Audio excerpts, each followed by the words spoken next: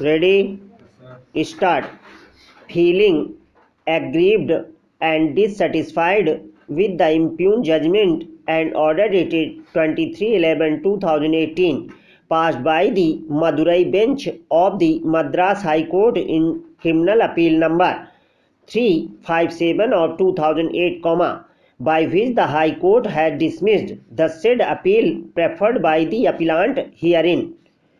original accused and has confirmed the judgment and order of conviction and sentence passed by the learned special judge cum chief judicial magistrate, dated 23/7/2008, passed in a special case number 2 of 2004, convicting the accused appellant herein for the offences under sections 7, 13,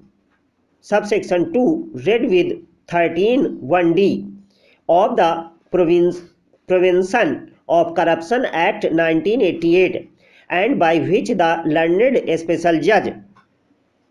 sentenced the accused to undergo rigorous imprisonment for a period of 2 years with fine of ₹5,000, the original accused has preferred the present appeal, at the outset, it is required to be noted that earlier by order dated 2/12/2019, this court issued the limited notice on quantum of sentence only, meaning thereby the conviction of the appellant original accused came to be confirmed by this court, Therefore, now the present appeal is required to be considered qua the quantum of sentence only, Learned counsel appearing on behalf of the appellant original accused has submitted that by now the appellant original accused has undergone approximately 1 year and 1 month rigorous imprisonment, It is submitted that the accused appellant is already dismissed from service on being convicted for the offences under the Prevention of Corruption Act, It is submitted that the appellant is a senior citizen aged about 69-70 years, Therefore,